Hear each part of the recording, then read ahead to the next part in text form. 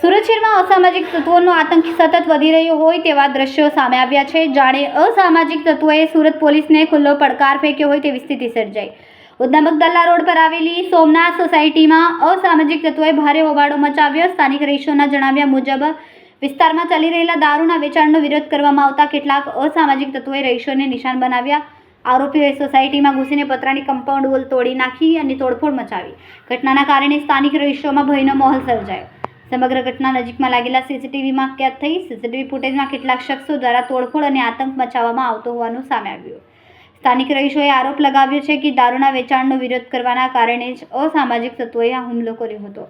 ઘટનાને લઈને લોકોમાં ભારે રોષ જોવા મળી રહ્યો છે અને કડક કાર્યવાહી કરવાની માંગ ઉઠી છે। ઘટનાની જાણ થતાં પોલીસ ઘટના સ્થળે પહોંચીને તપાસ હાથ ધરી છે। કેમેરામેન સેનિલ વિરાણી સાથે વિશાલ છેઠા, માનવ પ્રભા ન્યૂઝ, સુરત। અમારા વિડિયોની નવી અપડેટ મેળવવા માટે સબસ્ક્રાઇબ કરો માનવ પ્રભા ન્યૂઝ ચેનલને।